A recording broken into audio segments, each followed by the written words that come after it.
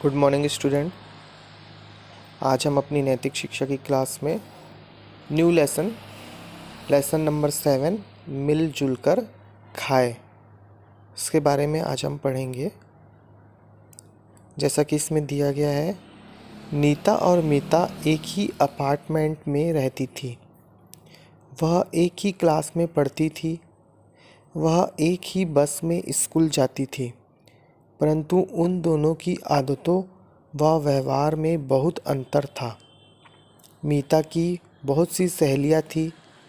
वह सब मिलजुल कर अपना टिफ़िन खाती थी। सभी सहेलियां मीता को बहुत पसंद करती थी। नीता के व्यवहार के कारण उसे क्लास में कोई पसंद नहीं करता था। उसकी कोई सहेली भी नहीं थी। लंच टाइम में वह अकेले बैठकर अपना टिफ़िन खाती थी। एक दिन बस से उतरते समय नीता के खाने का डब्बा हाथ से गिर गया। डब्बा खुल गया और उसका पूरा खाना मिट्टी में गिर गया। लंच टाइम में रोज़ की तरह मीता अपनी सहेलियों के साथ बैठकर खाना खाने लगी। नीता के पास खाने को कुछ भी न था। भूख के कारण वह रोने लगी।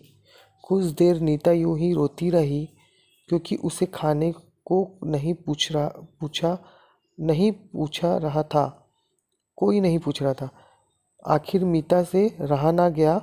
उसने नीता को बुलाया और अपने खाने में से कुछ खाना उसे दिया। उसकी अन्य सहेलियों ने भी अपने अपने खाने में से थोड़ा थोड़ा खाना नीता को दिया। अब नीता के पास बहुत सारा खाना हो गया। उसे मिला जुला खाना बहुत अच्छा लगा। वास्तव में इस खाने में कुछ और ही मज़ा था। अगले दिन से नीता भी अपना खाना मिल बांटकर खाने लगी। यदि किसी के पास खाना ना होता तो उसे पहले अपने खाने में से उसे खाना देती। हमें मिलजुल कर रहने की, खेलने की तथा पढ़ने की आदत डालनी चाहिए। इससे हमारा मानसिक विकास बहुत तेज़ी से होता है।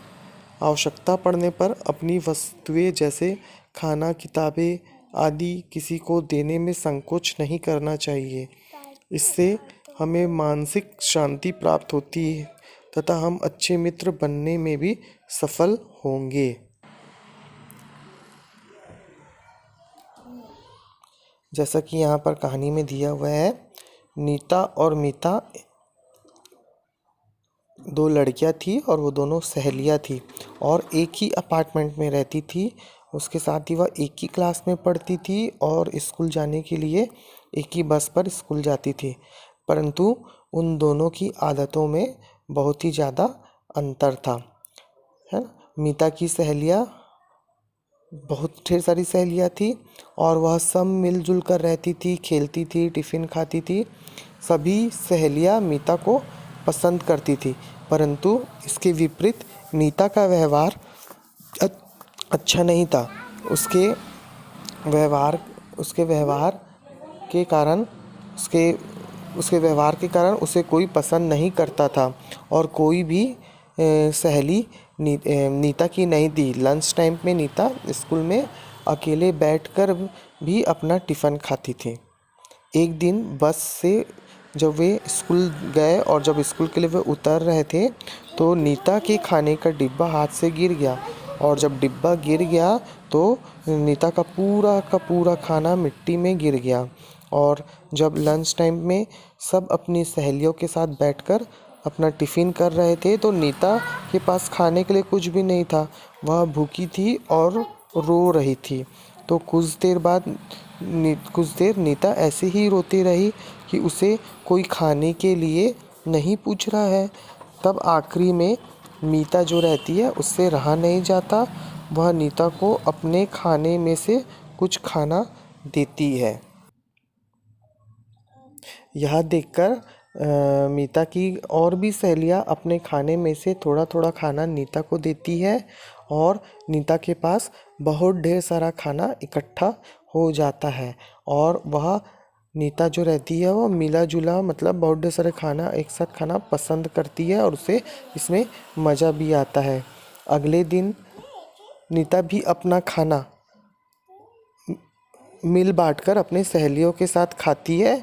यदि किसी के पास जब खाना नहीं होता तो नीता सबसे पहले अपने खाने में से उन्हें खाना देती है। तो हमें इस कहानी से ये शिक्षा मिलती है कि हमें मिलजुल कर रहना चाहिए, मिलजुल कर खेलना चाहिए, मिलजुल कर पढ़ना चाहिए और यह आदत हमें अपने जीवन में डालना चाहिए, जिससे कि हमारा मानसिक विकास भी बहुत तेज़ी से होता है और आवश्यकता पड़ने पर अपनी वस्तुएं जैसे खाना, किताबें आदि किसी को देने में संकोच नहीं करनी चाहिए। हमेशा लोगों की मदद के लिए तत्पर रहना चाहिए, जिससे कि हमें मानसिक शांति प्राप्त होती है और हम अच्छे मित्र बनाने में सफल होते हैं। Thank you. Have a nice day.